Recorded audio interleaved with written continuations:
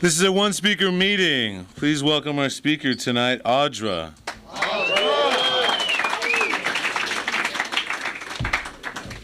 Awesome. Hey, where's my little retarded backwards stool? Is that under there? Well, last time I almost fell, so it's probably better that I can't find it. My name is Audra. I'm an alcoholic. Thank you for inviting me to speak here. Can you guys see me okay? No? Ha ha ha, funny, y'all. I've never heard that one before. See what happens when you use? You don't grow. I didn't drink my milk when I was a child, and look what the fuck happened. Actually, I was doomed from the start. My dad's all of 5'4", and my mom's barely 5 feet tall, so it wouldn't matter how much milk I drank. I mean, it's okay for me because I'm a girl. My brothers are fucked, but...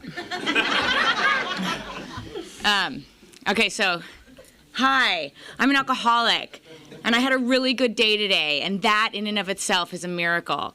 And nothing special happened to me today. I had a good day because I chose to have a good day. I had a good day because my perception of my life today is that of gratitude and comfort instead of that of disdain, and where's mine? Not to say that I don't have those moments, but I have them much less frequently than I did when I got here. I got sober in August of 1987, which makes me 20 and a half. I'm almost legal. I got here when I was 15, not because I wanted to, not because I was some fucking badass, because I always got arrested. That's why I got here. I must have had a fucking sign on my forehead that said, I'm doing something wrong.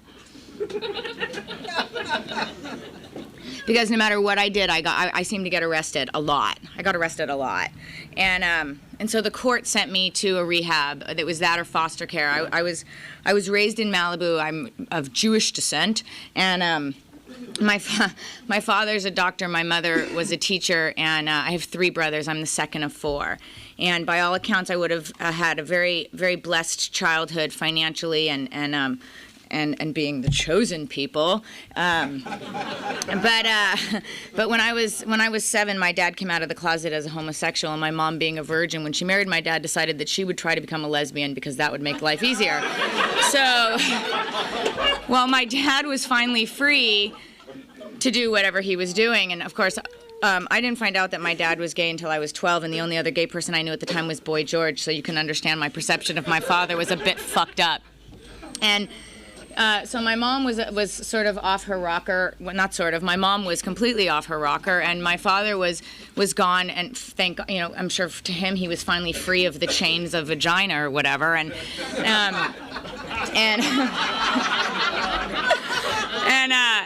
I was pretty much left with my older brother, who was determined to prove he wasn't gay. So you can only imagine what my evenings were like. And so when I started getting loaded at 10 years old, I needed a drink. I needed a drink really, really bad. I needed to escape somehow, some way. I was in a lot of pain, and I certainly didn't know what the fuck was going on, but I knew I didn't like it. I knew that I woke up every morning and I didn't like how I felt. I knew that I had bad dreams every night, and I can never, ever, ever remember actually liking where I was at the moment I was there. It certainly looked better after I left when I was in the next moment, and I was sure the grass had been greener, and if I had just been able to enjoy the moment that had just passed, that would have been great. But when I'm in the moment, I can't enjoy it. And I don't know if that's I'm a victim of my experience or if I was born that way. I don't really give a shit. The fact of the matter is that that's how I felt.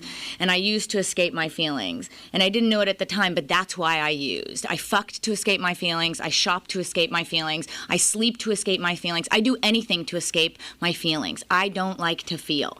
You know what I'm saying? And I can never get high enough, and it can never be long enough, and there's just never enough. There's never enough love. There's never enough money. There's never enough stuff. There's just never enough. I'm like a bottomless pit. You know what I mean? And I think I was just born that way. Now, my experiences certainly didn't help, and thank God for them now, because they propelled me to get here when I did, and I probably would be dead, because I was the kind of alcoholic that would have my mom drop me off in Westwood at the age of 11 and hitchhike to Point Doom to get my drugs, to be back to Westwood by the time the movie ended, so that I could ask somebody what the movie was about, so that when my mom did her obnoxious honk, right in front of the fucking theater, I could walk into the car humiliated with my head down like this and have something to tell her on the way home. You know, and I thought that was normal. That didn't seem unusual to me. That didn't seem insane to me. That certainly didn't seem dangerous. I never really thought about it. My well-being was none of my concern, because there was no well-being. I was not well, so there was no well-being to protect. My being wasn't well. So I didn't concern myself with healthy or unhealthy behavior. It was just behavior. And it all felt like shit, so what's the difference? Okay.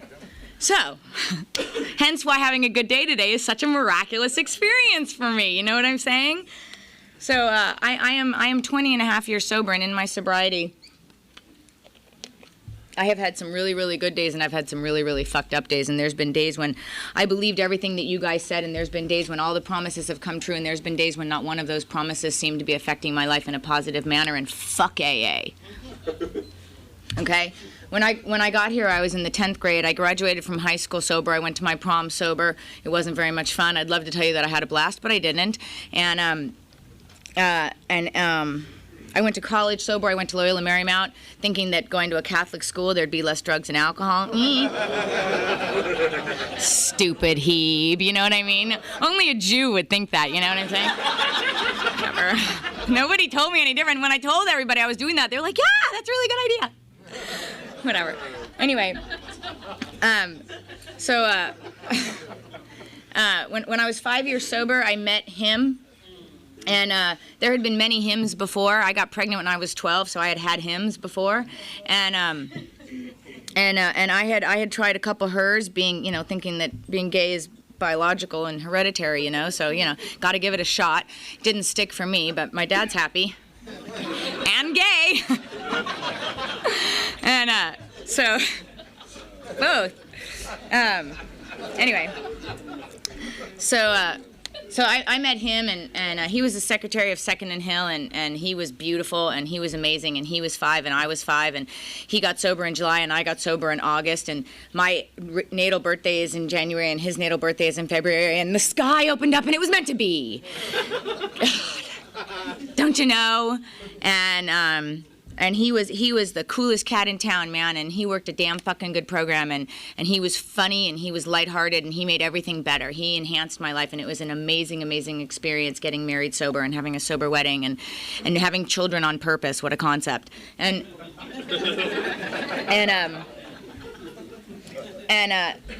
you know, and I want to tell you, it's very important that you understand that this was a sober, healthy, wonderful human being.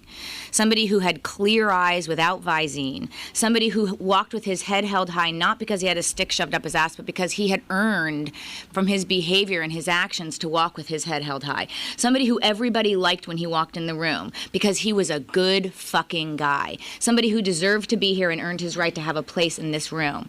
Okay, this is who I married. I married this man because he was an amazing human being. And we got married when we were 5, and when we were 10 years sober, he went out and he never came back. And we got married, and we bought a house, and we had 2 kids on purpose, and I have 2 daughters. And when I was pregnant with my first daughter, I was really, really sick, and he brought AA meetings to my house. I almost lost my daughter at 4 months pregnant, and he brought meetings to my house, and we sat in my living room, my fat fucking ass, and I sat there crying, and I'm so fat, and you guys sat and listened, and everybody came, and it was I was living the AA dream, and I believed in the sobriety that I had been gifted and ultimately earned, and I had worked the steps, and I had done what you said. I got a sponsor when I got here. I went to conventions. I made friends. I socialized in Alcoholics Anonymous. I made Alcoholics Anonymous my life. It wasn't just my job. It was my life. It was what embodied me as much as my heritage embodies me, as much as my blood embodies me. It became what I lived only because that's the only thing that ever made me feel good, that lasted, that didn't have horrible consequences at the end of the day. You know what I'm saying? So that's why I did it. I did it for totally selfish reasons. It wasn't because I wanted to be some good goddamn AA'er. You know what I mean? This wasn't exactly like the Jewish jackpot. You know what I'm saying? Alcoholics Anonymous, you have succeeded. You know what I mean? You can now be bat mitzvahed before God. It didn't really work that way. Nobody was particularly proud of me for getting into Alcoholics Anonymous, and I stayed here and I did the work because it made me feel good. It finally made me fucking feel good. And I got sober and I was living the AA dream, and we co-sponsored people, and life was good, and I had the house and I had the car and I had a diamond ring, and we were married, and everybody wanted to be us, and I loved it. For once in my life, I was the envy, okay? And then he got loaded and my whole life went to shit, and everything was gone, and he lost that job, and he left left me and those kids, and my kids were 2 and 4 at the time, and I was all alone, and I hated you guys. I hated Alcoholics Anonymous. I hated being sober. I hated walking into the rooms and hearing you guys go, hey, how's so-and-so? And I just wanted to go, he's like pretty much like this. That's how he is. That's how I am. That's how my life is. Thanks for asking. You know what I mean? Yeah, my marriage failed. Yes, okay. You know what I mean? That's how I felt. I was miserable. I was angry. I was distraught. And all those years, I was 10 years sober. And all those years and all those days of sobriety, all that time that I had invested in this program, it didn't seem to be worth a damn thing. Because I was worse off than I was when I got here, in my mind at the time. And the reason I tell you that is because I want you to know that getting sober doesn't give you a ticket on the E-ride at Disneyland. You know what I'm saying? It just gets you in the park. If you want to sit on a bench and smoke in the smoking section the whole time you're there, it's up to you. Once you're in the park, you're responsible for what kind of day you have at Disneyland. And people will say once in a while, sometimes, maybe, why don't you come on the ride with us? Or maybe they won't, and you have to ask, hey, can I sit next to you on the ride? You know what I'm saying? And sometimes you're going to go on the fucking ride and you're going to get off and you're going to be nauseous.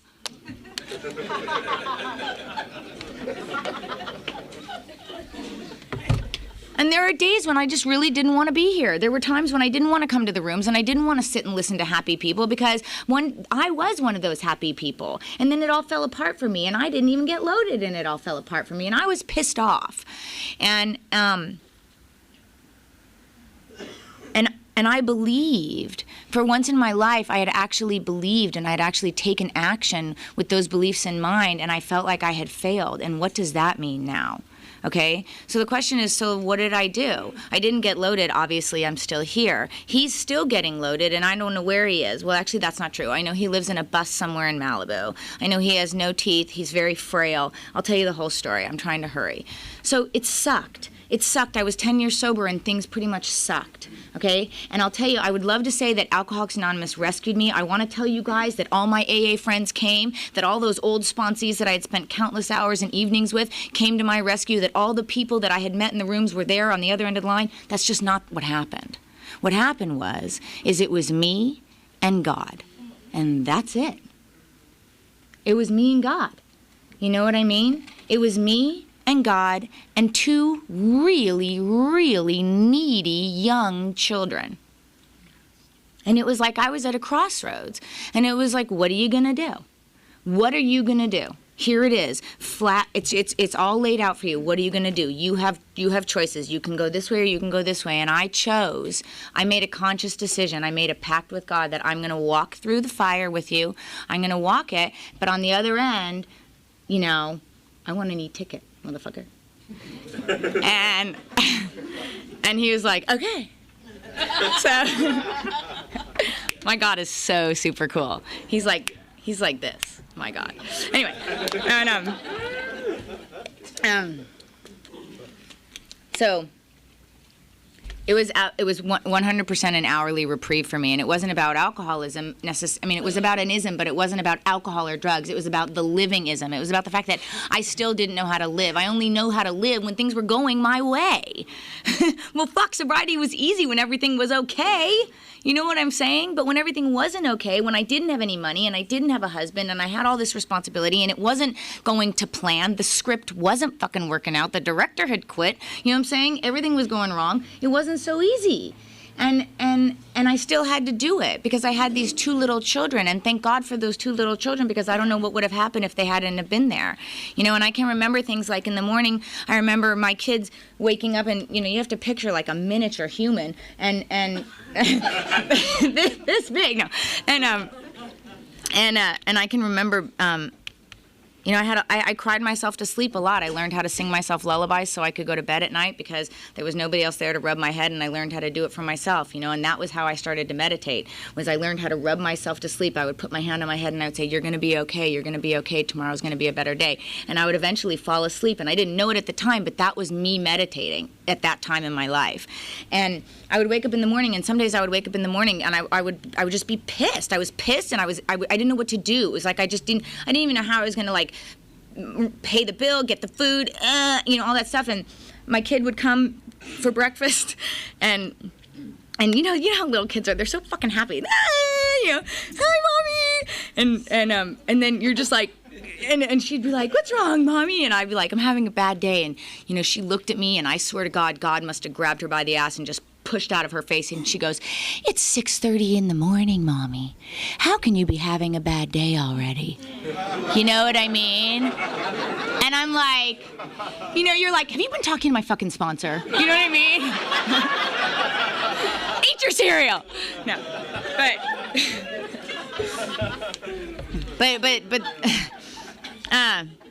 but thank God I had those little reminders, you know, because really I hadn't been having a bad day. The day had just begun, and it's really my decision whether I want to have a good day or a bad day. It's all my perception about what's going on in my life, and good things happen and bad things happen, and they're going to happen again. Good and bad things are going to happen again. So here's what happened.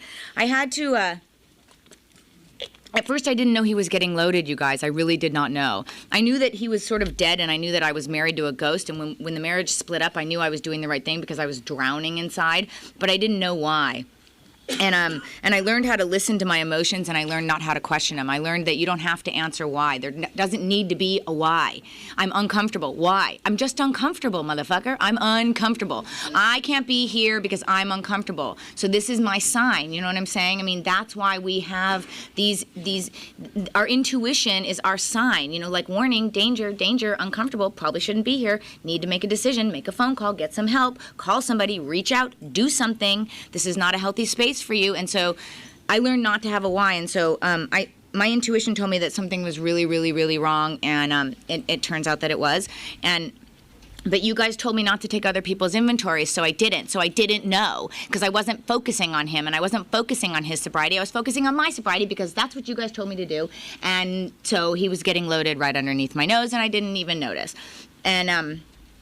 And that was like resentment number 565 to Alcoholics Anonymous at the time. And I've gotten over all that now, but at the time I was pretty angry. And so I didn't find out he was getting loaded until a year later, when my daughter called me from his house and said, I think Daddy's dead. And she was 6 years old at the time. 5 years old at the time, and she said, I banged on Daddy's back and Daddy's not moving. And I said, pour water on Daddy's head, and she poured water on his head, and I happened to be out of town that weekend, and I lullabied her on the phone to sleep, and I came the next morning to go get her from the house, and I had to call an ambulance, and that happened 3 times. Three times. My child called me and said, I think Daddy's dead. My little girl, and she's like, I'm pouring a whole bucket of water on Daddy's head, Mommy, and he's not moving. And I had to call an ambulance, and I had to have the ambulance come, and it was a whole scene. And then, of course, somehow he would, like, awaken from whatever intoxicated state he was in to be brutally obnoxious, which is what we do, and in front of the children, of course. And it was like, I was like a bad TV special. You know, I went from being the it chick to being the bad after-school special on TV. And what the fuck happened? Because I was still sober. And so it progressed, and it got worse, and he started showing up at school functions loaded, and he came with black eyes and broken noses and excuses from all ends of the earth, and then he started not showing up at all. And the last time he was with my daughter was her 10th birthday. He fell asleep in the limousine and was unconscious. You know that unconscious drunk sleep? It's not just a sleep. It's not like, oh, so peaceful sleep. No, it's more like... You know what I mean? Like shit coming out of every orifice, and all over some poor little 10-year-old girl. You know what I'm saying? And you could see her like this, like in the limo, like I'm having a really good time here. You know what I mean? Like, do you think I could call my mom? And it was getting to be to the point where it was unbearable. And so I had to take him to court and prove that he was an unfit parent. The him that was so wonderful, the him that was this Adonis of a human, that was just a spiritual light, you know what I mean? And I had to take him to court and prove that he was an unfit parent, and I had his parental rights taken away. I had his legal rights taken away, and I had his visitation rights taken away. And the court ordered him to monitored visits, we had to go to a place, and then he had to be drug tested, and then he could see the kids once a week, and he couldn't even do that. And after a couple weeks of that, they kicked him out of that program. And you know, he'd been arrested numerous times. I mean, everything we do, he did. I mean, you can imagine what he did it. And you know, driving with the kids on meth. I can remember one time I can remember one time my kids came home from a weekend with Daddy, and my kid goes, we're driving somewhere, and she goes, Mommy, do the driving trick that Daddy does. And I'm like, what's the driving trick, honey? She's like, the driving trick. And I'm like, no, I don't know what that is. Tell me. She's like, where Daddy puts his hands in the air and we go down the street really, really fast with no hands. And I'm like, Mommy doesn't do the Daddy trick in the car. Daddy is magic and Mommy just can't fucking do that shit. You know what I mean? Meanwhile, you're like, what do you mean? You're just like, anyway. That was what it was. It was here, it was like stuff like that. And then, so, one time he had the girls and he had left them alone in the house and he had gone out at night on his skateboard to get whatever he was doing, and he got run over by a car. Right. Because only that would happen to him. He got run over by a car. He came back to the house, half run over by the car, proceeded to do whatever he did and intoxicate himself, and was unconscious for like 2 days. And my kid calls me finally and is like, we're kind of hungry. You know what I mean? And I'm like, what do you mean you're kind of hungry? And it was like I was living a nightmare. It was unbelievable. I laugh about it now, sort of, sometimes, only because my kids are all fine and dandy, and thank God, nothing happened to them other than their psychological damage, which we deal with. But so anyway, I made a commitment that I was going to stay sober and raise my children under the light of the Spirit. The only way I can raise my children under the light of the Spirit is if I encompass that light. The only way I can encompass that light is if I do the things that keep me clean. If I just don't clean it and I leave it all dirty and yucky, then I'm not going to be able to project the light into them, and boy, are they missing out, right? Because I know what it's like to grow up without the light. I don't want them to grow up without the light. I made a commitment to do that, and the only way I can do that is to stay close to this program, whether it's through meetings, whether it's through phone calls, whether it's through God, through meditation, through reading, through tapes, through discs, through whatever means. And by the way, the means will shift. Sometimes meetings are going to be a primary thing. Sometimes they're just not. And you're going to have to find ways to get close to God and to get healed without necessarily being able to be in this room every Wednesday night. You know what I mean? And when that happens, hopefully you've built up enough tools and you've got your tool belt that you can pick. Instead of a wrench today, you're going to have to use a screwdriver, and that's just the way it's going to have to be. You know what I'm saying? And that's why they say to do everything very, very thoroughly, so that when that time comes, when it is just you and God, you at least know how to address the man, the entity, the spiritual being, the whatever you want to call it. You know what I'm saying? And thank God that when I got here, I did that thorough investigation of myself, my past, my future, my dreams, my aspirations, my goals, my fears, my anxiety, my regrets, all that stuff, so that when it came down to it, I had some foundation to build on. And believe me, it wasn't a huge foundation, but it was something. It was like an island in the middle of the ocean, but I stood on that thing steadfast, and eventually it grew.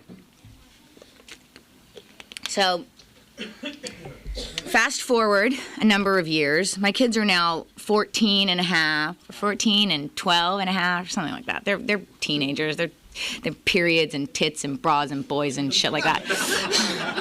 God. And God, they're so horny. It's just like unbelievable. It's like, my God, just keep your pants on. And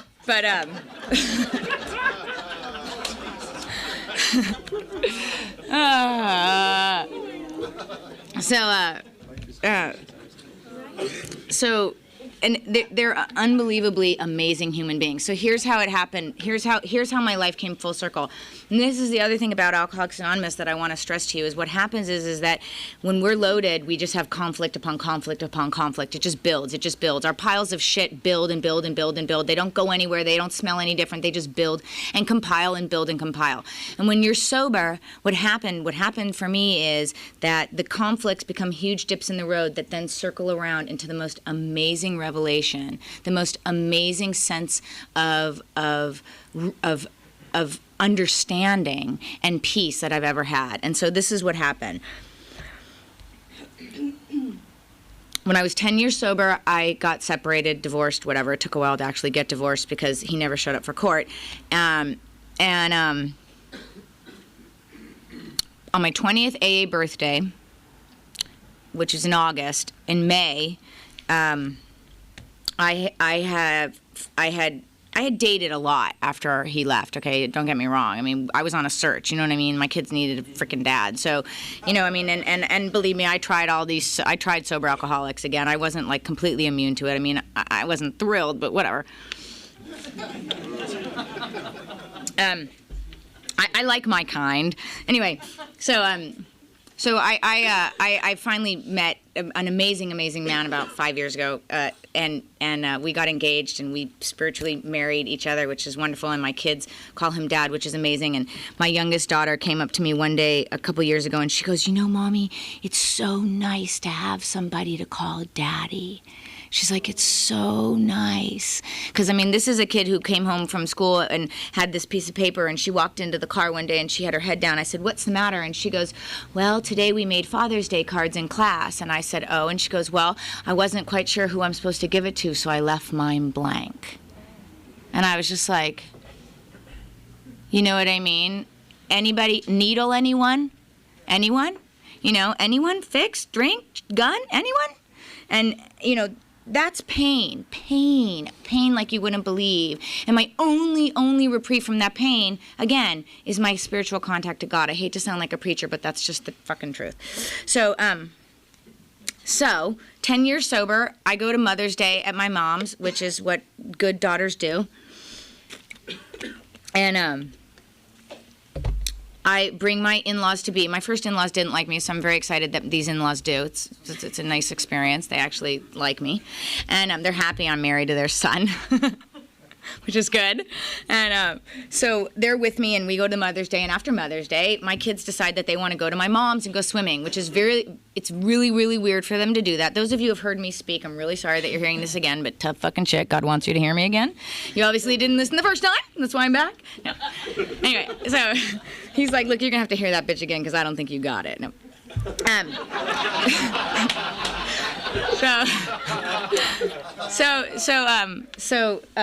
So my kids were like, "Mom, we want to go swimming at Nanny's house." And I'm like, okay. And I looked at Scott, and we were both it was so bizarre because they're so like, "Oh no, we don't want to go to Nanny's. She's so lame." You know, they're so like that. And so they're like, "We want to go to Nanny's." And I'm like, "Yeah, bye, see ya, go to Nanny's." So we decided that we were going to go to the farmer's market in the Palisades and be all grown up, me and my new in-laws and my man, and we're going to go walk around and buy fruit. And I'm feeling all good, you know, it's summertime, I'm turning 20 in a little bit, la la, yay me. And I'm looking at navel oranges, and I look up, and there he is. And I swear to God, you guys, I just fucking it was like, I can't even describe it. It was just like maybe I was standing outside of the plane when it took off, you know what I mean? And it was just like, and he was standing right there in front of me. And it had been a long time since I had seen him. And he looked skinny and weak and frail and broken. His spirit looked completely broken. And I wanted to beat the shit out of him because the pain that this man has caused me is beyond explanation. And and you know when you hate people, you know when you have a resentment and you spend like a lot of time thinking about what you're going to say when you see him, and I'm going to tell that motherfucker, I'm going to tell him this, and I'm going to tell him that. You think of like really cool ways to do it so it can be really concise and you can look all swift and shit. Okay, well, I had done that many evenings, okay? And but when the day finally came and he was in front of me again, I didn't do that. I didn't do any of that. I didn't speak to him disrespectfully. I didn't yell at him. I didn't do anything. I said hello to him with kindness. I stood up straight. His girlfriend, he's got this raw foodist girlfriend who has blonde hair. She kind of looks like Janis Joplin. And she was like behind. She likes to call me cunt. She calls me cunt a lot. And she was behind. She's like, "You're such a cunt! Taking the kids! I can't believe." She's like going like this. And I mean, I just wanted to take her fucking blonde hair and just like, I just wanted to, but I didn't. I didn't because I don't like making amends. So I didn't. But what I did was I respectfully asked her to remove herself from the conversation because these aren't her children and it really doesn't concern her.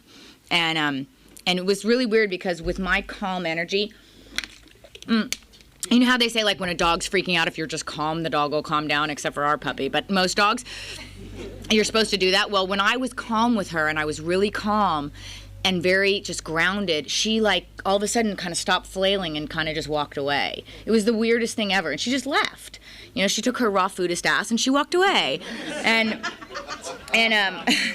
I told him everything that was going on with the kids, and I didn't tell him, like, because of you. I didn't do that. What I did was I told him how my daughter had gone to Italy for spring break with her school, and how she loved it, and how my other daughter was doing this, that, and the other, and how they were so happy and healthy, and they had done this, and they had done that, and they made this, and they do this, and they're interested in that, and they're amazing human beings, and they miss him so much, and there's a seat at the table for him if he ever chooses to get well, and there's no anger or hatred, and we talk about his disease as if he had cancer, and that it's not his fault. We don't discuss it that way. We don't talk about him with hatred. And when my kids get mad, I'm the one that sticks up for him. I'm the one that tells him that he wants more than anything to be there for them. But he just doesn't have that ability right now. And that if we continue to pray for him and we continue to give him his space, that hopefully, God willing, he will come back and he will be healthy. And if that's not his path, then we have to accept that. Because prior to him being a dad, prior to him being a sober member of Alcoholics Anonymous, he was a child of God, and his path is his path. And it's not for us to judge his path. And it's a shame that my children are negatively affected by his path,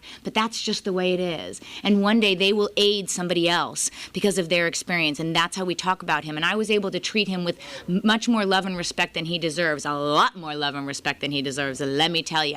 And I did it because of this program. I did it because you taught me how to be a stand-up kind of gal. You taught me how to be respectful. You taught me that it's just not all about me.